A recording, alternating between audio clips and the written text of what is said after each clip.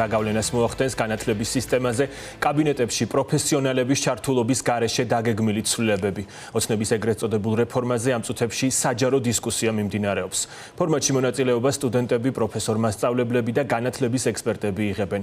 შეხვედრის მონაწილეთა თქმით, ოცნების მიზანი განათლების სისტემაზე პოლიტიკური კონტროლის მოპოვებაა. ამით ხსნიან ორი უნივერსიტეტის გაერთიანების გეგმასაც. ლიზი ვეკუა გვერდება ამ შეხვედრის დეტალებით პირდაპირ ეთერში.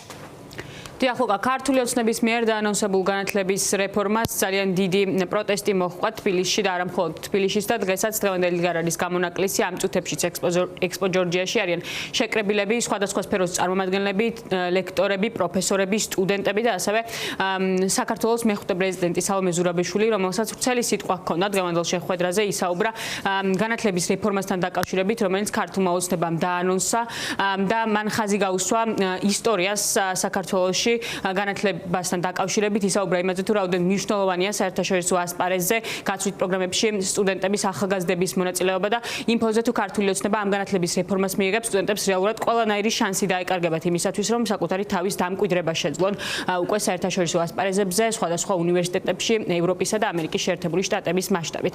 რაც შეეხება სხვა პროფესორ-მასწავლებლების ასევე ამ სფეროს წარმომადგენლების პოზიციებს დღევანდელ შეხვედრაზე ისინი ისაუბრებენ სწორედ იმ საფრთხეებზე, რომელიც წინაშეც დგება საქართველოს განათლების სისტემა, მაშინ, როდესაც ქართული ოცნება ამ გვარცვლებებს აანონსებს, მაგალითად სიმონ ჯანაშიაც გამოვიდა რამდენიმე წუთის წინ ამ შეხვედრაზე სიტყვით და მან ხაზი გაუსვა იმას, რომ ამ რეფორმის დაგეგმვაში არ იღებს მონაწილეობას ისეთი განათლების ექსპერტი, რომელიც არის გათვითცნობიერებული და რომელმაც იცის თუ რა საფრთხეების წინაშე აყენებს ეს რეფორმა რეალურად განათლების სისტემას.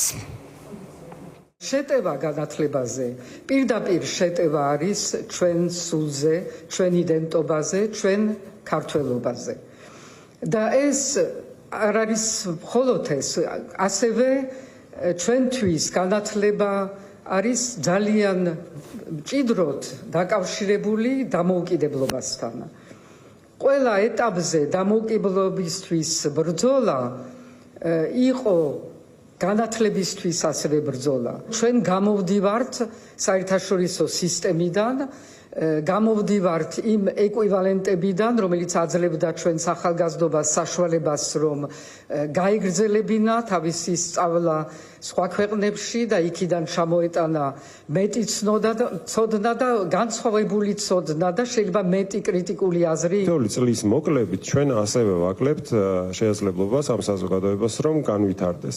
თუმცა წლების მოკლება მოქმედებს არა მხოლოდ საზოგადოებაზე პრობლემურად, არამედ მოქმედებს თითოეულ ინდივიდზე. ანუ თითოეული მოსწავლე, რომელიც 12 წლის ნაცვლად 11 წელს ისწავლის სკოლაში, მისთვისაც შემცირდება შესაძლებლობა რომ ჰქონდეს უფრო მაღალი შემოსავალი და ასევე შემცირდება ზოგადად შესაძლებლობა საზოგადოებისთვის რომ განვითარდეს ეკონომიკისთვის. ამიტომ არის პრობლემა, რომ როდესაც ხარისხის მიმართულებით ასეთ გადაწყვეტილებას ვიღებთ, ეს მოქმედებს არა მხოლოდ იმ კონკრეტულ მოსწავლეებზე, არამედ მთელ საზოგადოებაზე.